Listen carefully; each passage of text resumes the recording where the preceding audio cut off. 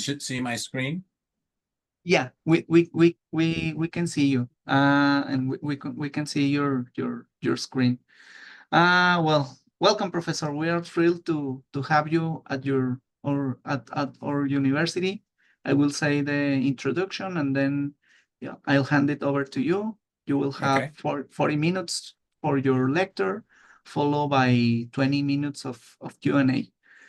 The University of Chihuahua, through the Faculty of Engineering, is honored to continue this cycle of conferences of the National Network of Water Postgraduate Programs. This is an initiative by the university to invite national and international researchers who study water-related issues to engage with our postgraduate students. Today, we continue this cycle of conferences with a presentation by Dr. Walter Ilman. Walter needs no introduction. He has a PhD by the University of Arizona, Tucson. He also specializes in groundwater hydrology, both in the saturated and unsaturated zones. Walter uses mathematical modeling, laboratory and field experiments to understand contaminant transport and natural degradation of organic contaminants in groundwater. The floor is yours, Professor. Welcome to Chihuahua. Okay, thank you so much for the very kind, detailed instruction, Miguel. And I'm very pleased to give my presentation today on the, evaluation of a very important parameter, I think, for groundwater types of problems. And so the title is the evaluation of the hydraulic conductivity estimates from various approaches with groundwater flow models.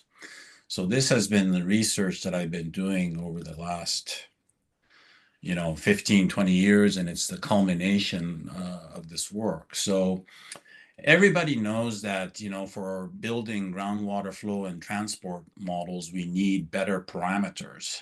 And these types of models play very important roles in investigating various, types of water quality and quantity type of issues at a given site, maybe an industrial site or a watershed or, some field site and so on. But these types of various decisions are made using these models, like environmental assessments are done, economic assessments, and also social decisions are made with the results that come out of these models. And so we need, more accurate model results. And this requires, accurate specification of parameters, initial boundary conditions, and source and sink terms. And I hope everybody is familiar with these types of terms. So the conventional approach that is used by numerical modelers is, to build a model such as the one that is shown over here. And essentially, the geological layers are assembled typically with a fixed geometry. So like borehole records are obtained and a geological model is built with this information. And then values of hydraulic conductivity and specific storage are assigned to each of these layers. And the values are typically obtained from textbooks or literature surveys, or if you have funding, then we can conduct various types of laboratory and field experiments, such as permeameter, slug, and pumping tests. But I do also want to mention that more recently, hydrogeologists have been trying to obtain representative values of hydraulic conductivity and specific storage through model calibration with both steady state and transient hydraulic data. But we have found that this type of approach can yield biased parameter estimates if the geological model is inaccurate.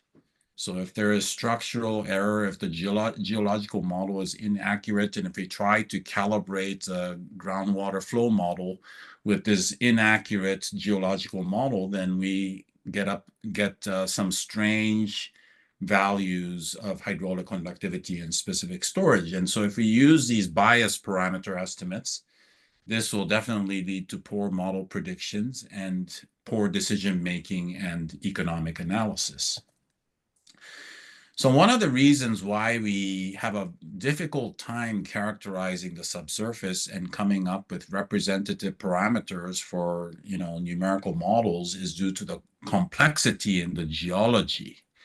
The geology is quite important, and the heterogeneity and hydraulic conductivity and specific storage are very important. So this is an example from the macro dispersion site in Mississippi, USA, where a very large-scale tracer experiment was conducted.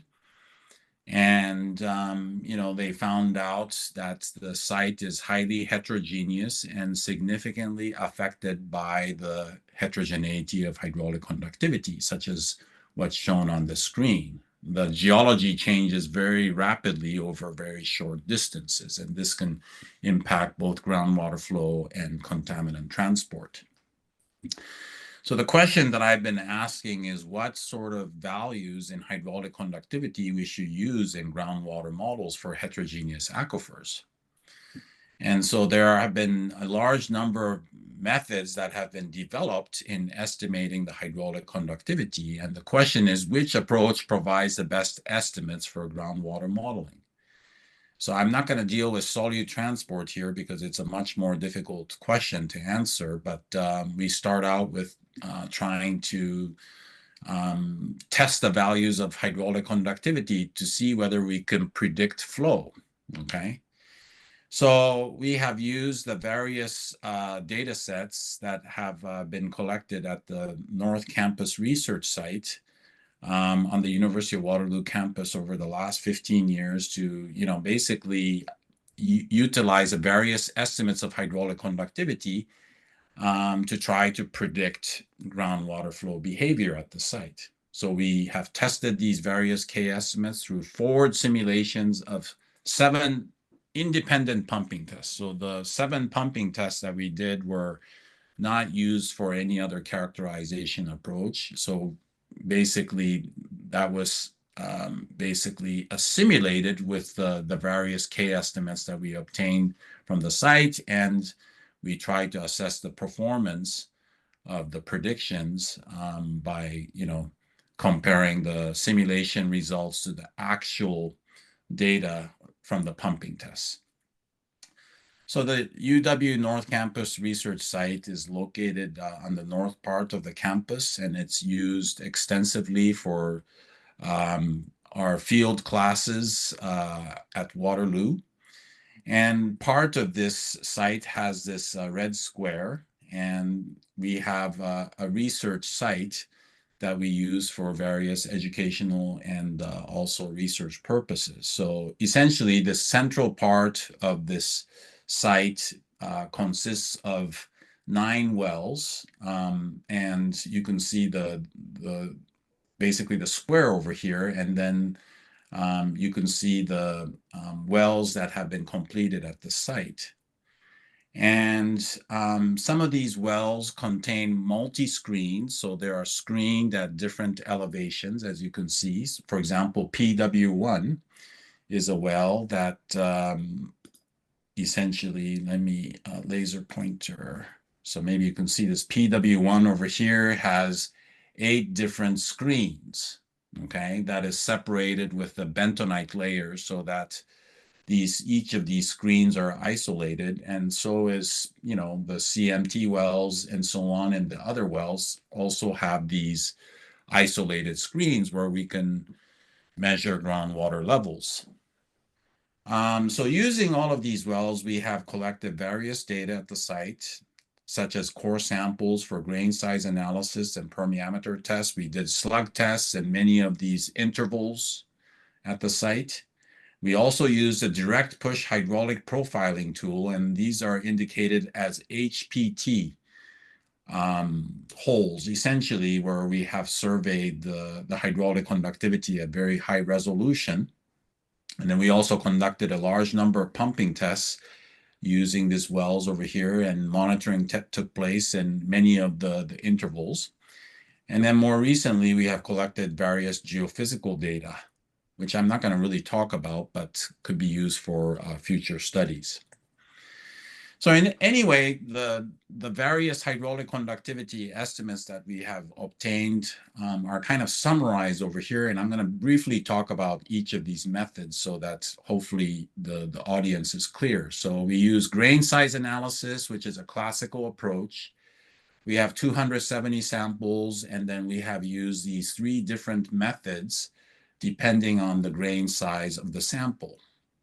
Permeameter test, we have a lot more data set, 642 estimates. So we have falling head permeameter analysis data. We have slug test estimates of hydraulic conductivity, 43 estimates. And then the direct push test was the hydraulic profiling tool is allows to collect a large number of samples at each of these boreholes.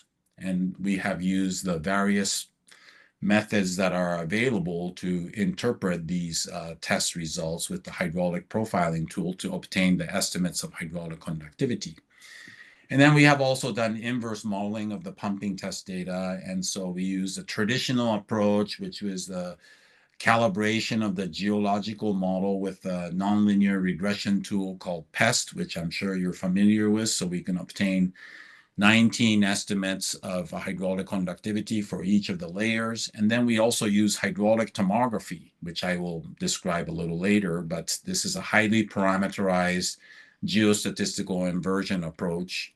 And so we were able to obtain 31,713 estimates of K for the entire site. And then we also created another case by averaging the results over the layers, over the 19 layers that we have. So for each layer, we averaged the values in each of these layers to obtain 19 values. So I'm sure you're familiar with the grain size analysis approach. So this is obtained through the empirical relationships between grain size and the hydraulic conductivity. So a sieve analysis is done to create the grain size distribution curves.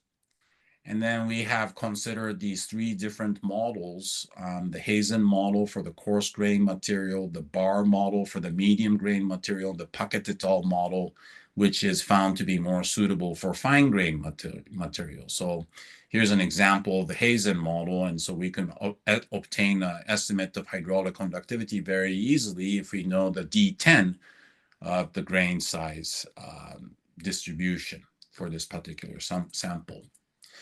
The permeameter test requires obtaining the core sample from the field, and typically these samples are repacked. So they are repacked in the laboratory, and unfortunately, some of the samples can be lost during core extraction if it's a coarse grain material. But we try to carefully extract the cores as best as we can. And then we applied, there are 2 types of tests, but we applied what's called the falling head test used for the study. And we used this equation to try to estimate the hydraulic conductivity through the sample. Slug tests are conducted in monitoring wells. And as you can see, here is a diagram of what a slug test may look like. So what you do is at the beginning of the test, you raise the water level, or you can decrease the water level. So you can do a slug or a bale test.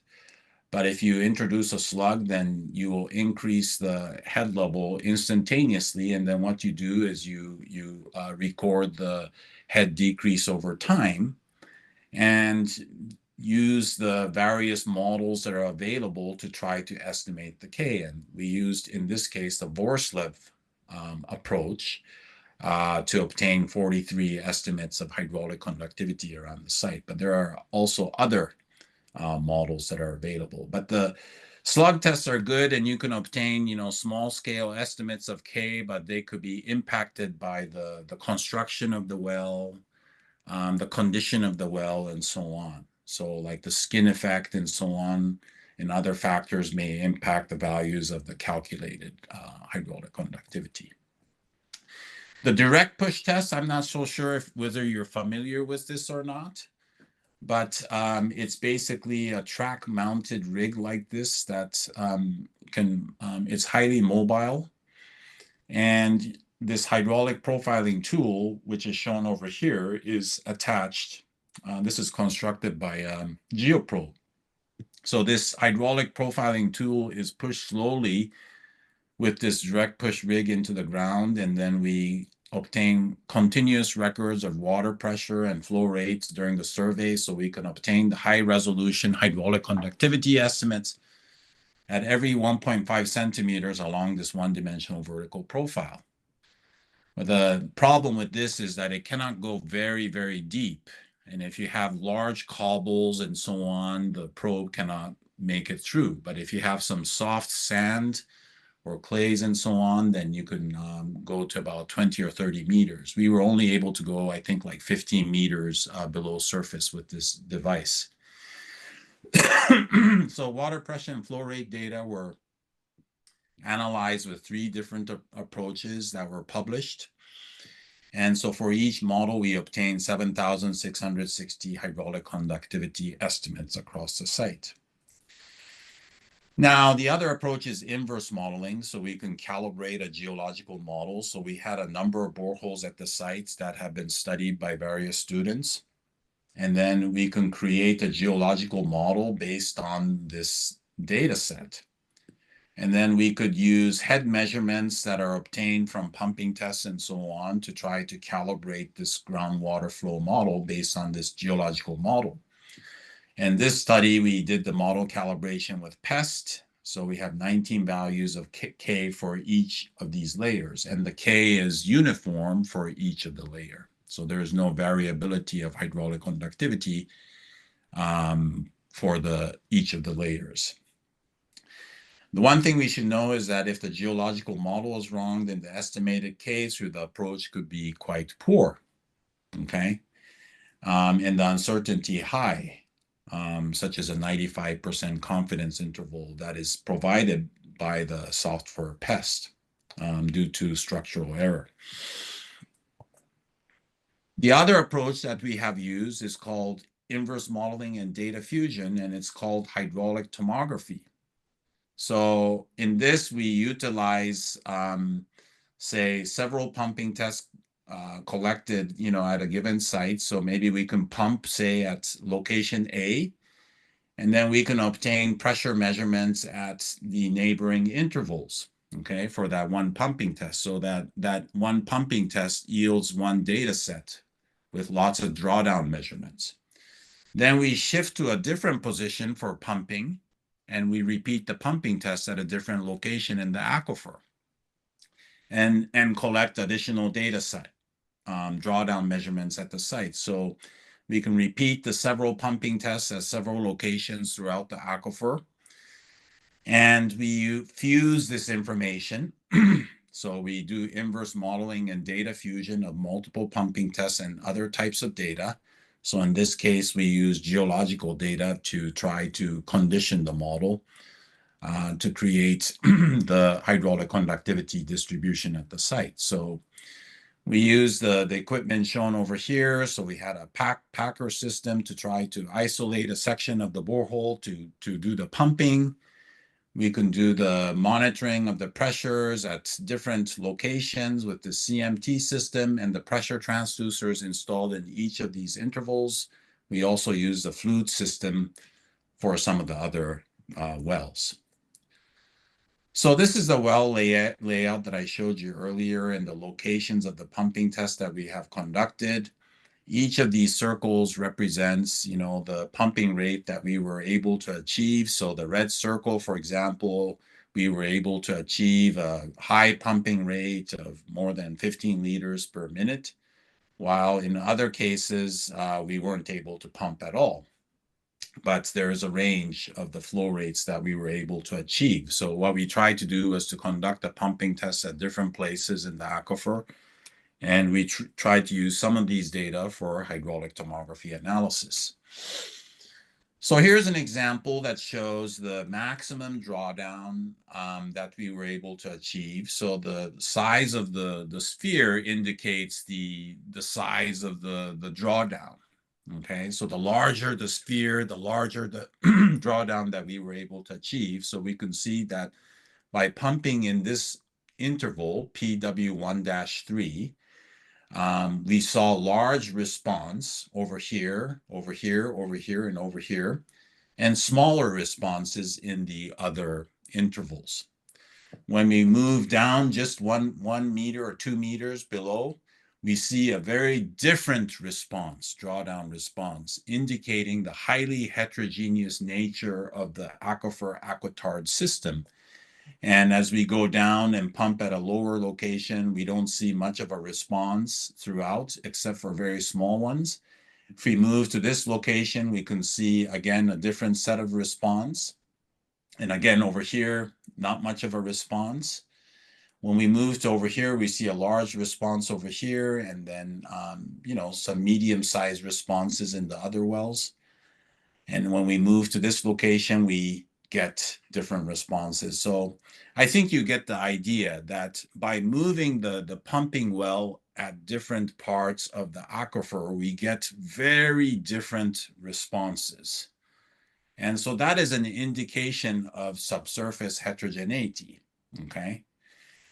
And so we collected the data sets from, I think it was like 7 pumping tests, separate from the validation data that I talked about earlier. And then we utilize a highly parameterized approach called SIMSLE that was developed by Professor Ye of the University of Arizona.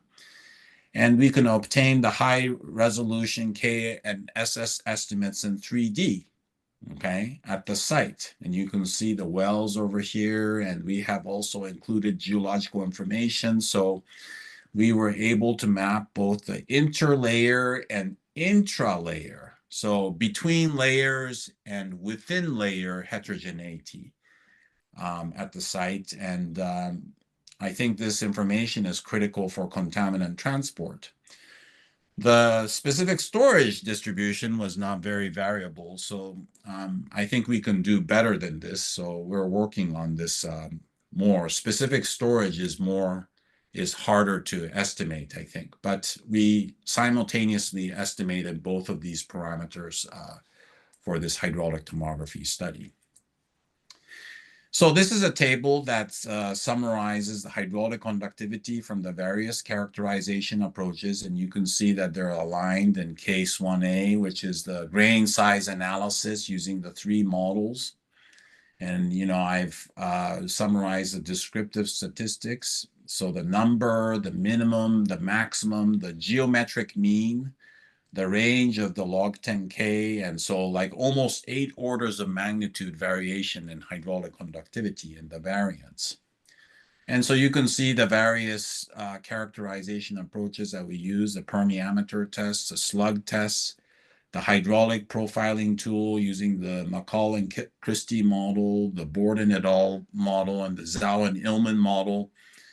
And we can obtain estimates of hydraulic conductivity for each of these cases. And essentially, case 1A is kind of like the traditional approach. Case 2A is the geoprobe, hydraulic profiling tool method. And then case 3 is kind of grouped as the inverse modeling, approaches. So we have the PEST calibrated geological model, the average THT geological model. So this is a case where we have averaged a highly parameterized THT model for each of the layers. So we only have 19 values. But we see that there are differences in the geometric mean of the K and variance of log 10K, and estimates vary quite a bit among the approaches. So which estimate should we use in groundwater flow models is a question that we have. We are also trying to compare the values along a single borehole, and this graph basically tells you quite a bit of information. The legend shows the different approaches, the values of hydraulic conductivity that we had, and we obtained, and you can see how they plot. It's quite different from one approach to the next. So this really tells you that hydraulic conductivity is an important parameter, but very hard to estimate. And which values should we use is a question, Note the large difference in K estimates along a single borehole from different approaches, and K varies significantly in each of the units as well too. So the stratigraphic units are also indicated over here, okay? So we tried to evaluate the various K estimates utilizing a groundwater model to predict 7 pumping tests that were conducted in different parts at the site, and those data sets are not used previously for inverse modeling or some other data characterization, hydraulic conductivity characterization approach. So we used the various K estimates in site geological models. So we populated this geological model and conducted forward simulation of the 7 pumping tests at the site. And then we assessed the forward simulation results by comparing to observed drawdowns. So with the 9 different cases of hydraulic conductivity that we have, these are the grain size analysis, permeameter, and the slug test estimates of K. Here are the 3 estimates of K based on the 3 different modeling approaches of the hydraulic profiling tool. And then those are the results that we have from the inverse modeling approaches, including the PEST calibrated geological model, the average THT geological model, and the highly parameterized case, where we have something like 32,000 different values of hydraulic conductivity. And we note the large variation in K estimates from different approaches across the site. And the colors are all consistent so that we see the differences in the hydraulic conductivity estimates that we have from this site with the different approaches. We try to use standard model assessment techniques to compare the simulated and observed drawdowns. So we computed the mean absolute error, the mean square error, and the coefficient of determination for each of these cases. So when we do the forward simulations of the 7 pumping tests, what we see are these results. So we plotted simulated drawdown versus observed drawdown for each of the different cases, and you can see significant bias in the results, larger simulated drawdowns, say for the grain size analysis approach. And that's due to the fact that the grain size analysis approach typically yields lower values of hydraulic conductivity, probably than reality. Same with the permeameter tests. Permeameter tests tend to give smaller values of hydraulic conductivity, so it's quite biased. On the other hand, the slug test values tend to be higher in hydraulic conductivity, so it's again biased like this. When we look at the hydraulic profiling tool approaches, again, all 3 approaches yield biased values of hydraulic conductivity that lead to biased predictions of drawdowns. When we move to the inverse modeling approaches, the PEST calibrated geological modeling approach, yields quite a good match, okay? So we are basically using the PEST calibrated geological model to simulate the 7 different pumping tests. And we see that's it kind of scatters around the 45-degree line, but there is some bias indicated by the equation fit, the straight line. If there is no bias, then this should be a slope of 1 over here, and then this should be 0 over here. But we see some bias. This bias decreases when we look at case 3B, the average THT geological model. And when we use the highly parameterized geological THT model, the transient hydraulic tomography approach, the prediction of these independently conducted pumping tests is, I think, quite excellent. So we were quite pleased with these results. So that was a steady state case. And we also try to do the transient prediction. So we use the same K values from the steady state case. And because the specific storage estimates are not provided by the grain size analysis, permeameter, and slug testing approaches, we use a steady state, specific storage, I should say, from the hydraulic tomography for consistency. And so we again simulate the 7 pumping tests not used in any of the characterization approaches and compare against real field data. And I just want to emphasize again that the 7 pumping tests were conducted in different parts of the aquifer to try to minimize bias. So I think that the validation is more robust. So we picked areas where the K is higher and lower and so on. So we didn't just conduct these independent pumping tests in just the high K material. So again, when we look at the transient results, we see that there's a lot of bias for, the grain size analysis method, the permeameter case, and also the slug test case. The hydraulic profiling tool approach also yielded biased results. And again, the inverse modeling approaches seems to do the best with the highly parameterized THG model results, giving the best results among the 9 cases. So in terms of the summary of results for both steady state and transient forward simulation results of 7 pumping tests done in different parts of the aquifer and aquitard at the sites, the lab method basically overestimated or overpredicted the drawdowns. The field methods, the slug and the HPTK estimates, underpredicted the drawdowns. Okay. So in general, the lab methods gave us smaller values of K than I think what we should actually see in the field. The field methods, the small scale field methods, the slug and the HPT approach tended to overestimate the hydraulic conductivity estimates. So that resulted in an under-prediction of the drawdowns. In terms of the inverse modeling methods, the geology-based model provided much better predictions, and hydraulic tomography consistently provided us with the best predictions. So in conclusion, I think the hydraulic tomography yields the best K and SS estimates in comparison to traditional characterization methods. So the strength of the hydraulic tomography is that we utilize pumping test information collected at different parts of the aquifer.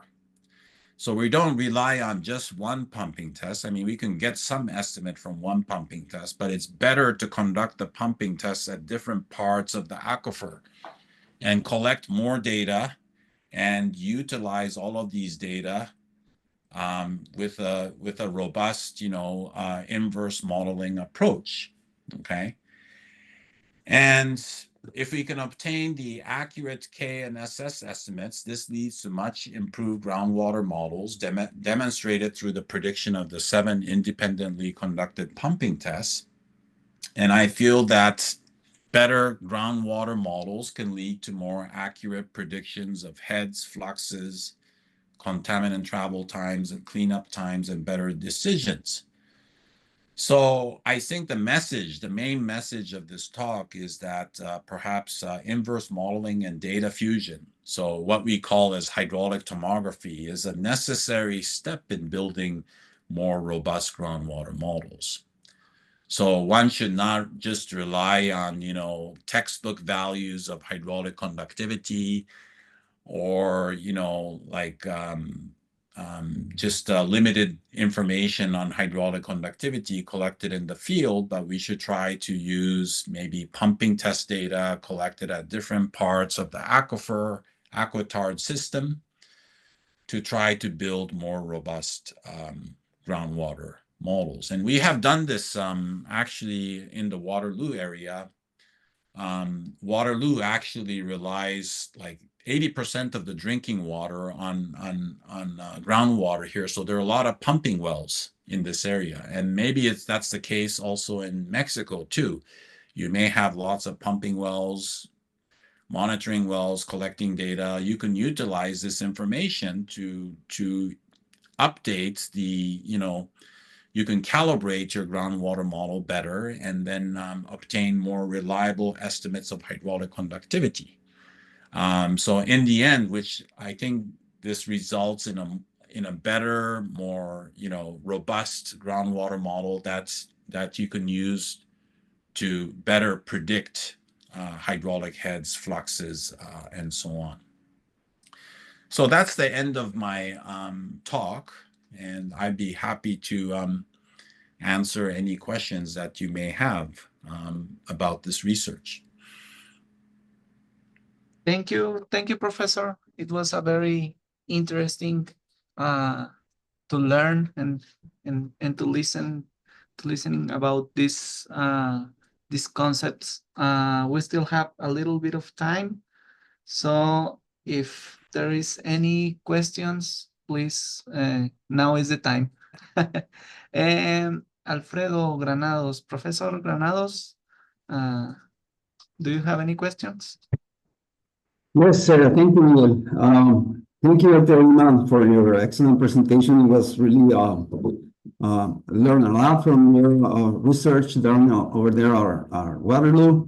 It seems like this is a very intense and very well designed well field and testing site for defining the unknowns on the different hydraulic parameters on the aquifer over there at your site.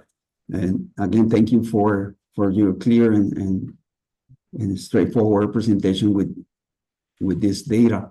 I have a question, and you did touch at the end of your discussion on the conclusions that Mexico has probably a lot of wells that are being used to pump water for the different uses on the region. And that's true. We have a lot of wells, and specifically in my case, I'm sited on the northern part of Mexico, just across the border from El Paso, Texas, where UTEP is sited, and we do a lot of collaboration with them in regards to transboundary aquifer systems.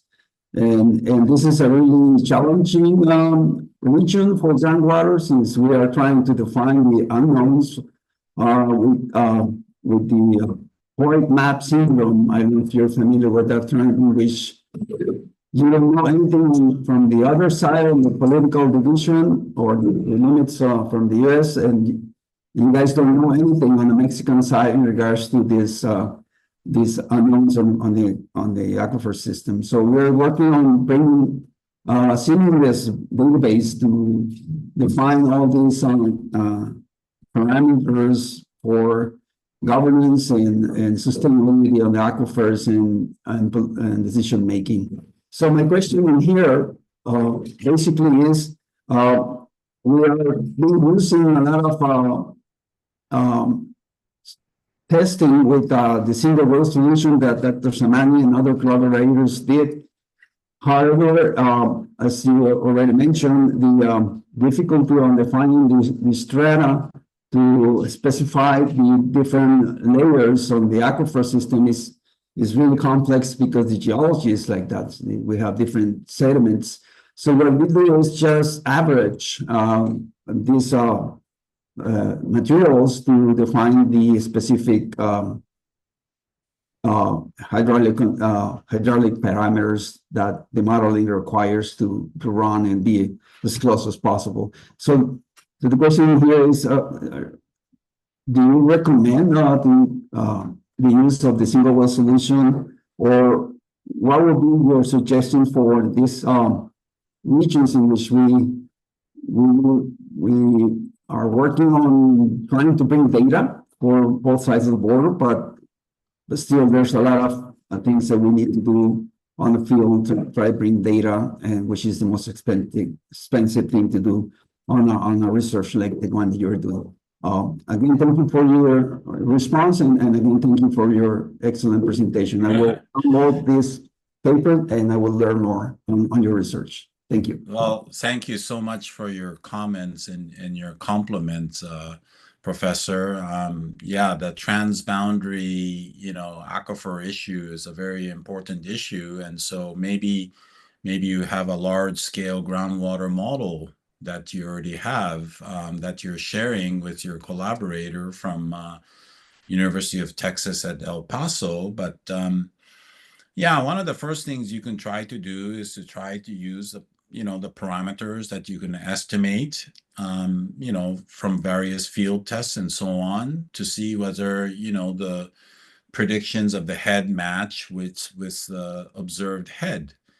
But I think it may be better to eventually try to use water level records that you have over the site, and try to incorporate, some of these techniques like inverse modeling and data fusion methods, which will likely improve, the predictions of hydraulic head. But doing this is not easy. So, the best way is to start from simple to go to a more complex approach. But, the groundwater modeling has become kind of a well-used tool now. So, the simple approaches can be implemented very quickly, I think. The inverse modeling approaches can also be done, I think, with if you have a good geological model, you can try to do the calibration of the head data, or the model with the head data. And, if you have a good sophisticated student who can handle, more inverse modeling and data fusion techniques, then you can try to incorporate as much data into that model, and hopefully the results will improve much more. So that would be my answer. Are there any other questions? Thank you. Thank you, Professor. Yes, we have. Just give me a second. We have some questions over here in the chat. It says over here, how does climate change fits in the groundwater flow models?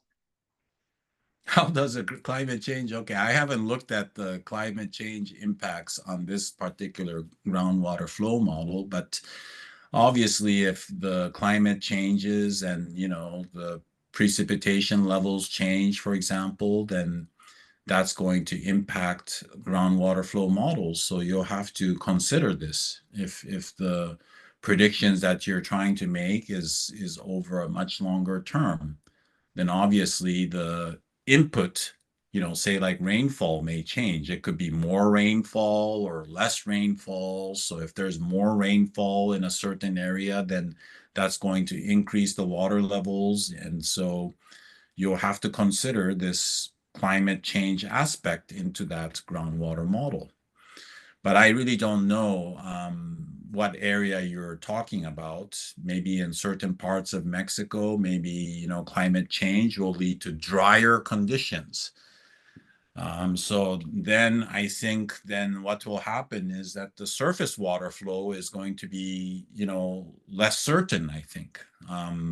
Rivers will dry up, I think. So I think groundwater is going to become more and more important in places where you have climate change causing drier conditions, I think. So, but yeah, that could be considered, but you would need good climate change data and apply that to the groundwater model, to try to make predictions of what would happen to, say, groundwater levels. And, we are using a model called hydrogeosphere. So that's basically is a surface water, groundwater model. This is the one, it considers both surface water and groundwater flow. And this was a model that was developed at the University of Waterloo by Professor Ed Sudicki and his group.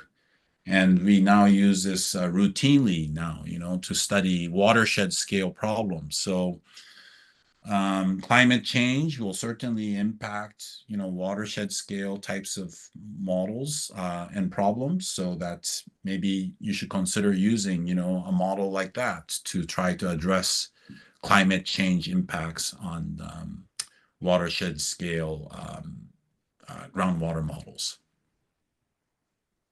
The next question is, can you tell me a little bit about prices of the hydraulic profiling tool, please?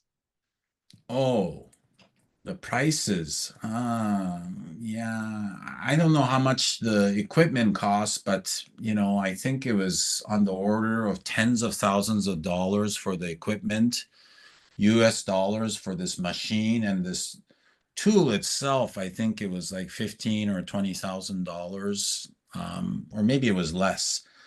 But the department has the rig and also the tools, so we were able to use it for this work. But it's a nice tool, but again, as I mentioned, it's pushed down, right? So when you encounter a cobble or large particles, then it cannot go through that. So you have to use this in a kind of an unconsolidated sediment where you don't have large particles that you can drive this probe down. You're basically pushing this probe down with this equipment over here, the direct push rig. So I don't know if that answers your question. I talked about the prices, but also when you can use this type of approach. You cannot. The other problem is that you cannot go very deep with this. So it's only useful for shallow subsurface investigations. Like you can go down maybe 20 meters to 30 meters, I think. So for much deeper investigations, you need to think of some other approach, I think. Great. Well, the last one and the last question is, can we use artificial intelligence during the groundwater modeling? Is that possible? Yes, I think so. And some people are trying to use artificial intelligence to change the parameters. So for example, like the hydraulic tomography analysis, like I show over here, is based on sound geostatistical concepts and inverse modeling concepts. And so it relies on, geostatistics to construct these fields, but you can substitute artificial intelligence to try to change the parameters in a model. And, neural networks, there are different approaches that are out there. And some studies have been published to use artificial intelligence as an alternative approach to geostatistical inverse modeling. But we're trying to actually do a comparison of artificial intelligence approaches versus a geostatistical inversion approach. We're just starting that. But what we're seeing already is that the artificial intelligence approaches utilize a lot more computational resources to try to estimate the K field compared to the geostatistical inversion approach. So geostatistical inversion approach may be cheaper in terms of computational effort, and artificial intelligence, I think can do it, but you need to provide lots of learning data, maybe geological models and so on. You have to provide lots of learning data for this to work. So I think we need to do a lot more research to try to see whether we can use artificial intelligence to try to improve the parameter estimation or inverse modeling for these types of applications. So I think it's possible, and some research has been published in Water Resources Research and other journals if you want to take a look at, but I think a lot more research needs to be done to see whether we can use this in a routine fashion. Right. Well, those are all the questions. With this, we finish this webinar. Professor Walter, thanks again. It has been an honor to have you here at the university. I don't know if you want to say the last words. Oh, no, I just want to say thank you very much for the invitation. And, if you have any other questions, please send me an email. And, maybe some of these techniques can be used in projects that you may have. So we're always looking for excellent students, to come to Waterloo. And so maybe there's an opportunity to do some collaboration through some student exchange or some joint research or something like that. But I'm always available, so please let me know if you have any questions. And it's been a pleasure to give this presentation to you and your group. And that's all I have. So I hope you enjoy the rest of the day, and we'll stay in touch. Well, thank you very much. I will send you your recognition by email. And we thank everyone for attending. See you next time. Gracias. Okay. Adiós. Thank you. Gracias. Thank you very much. Thank you. Saludos a todos. Okay.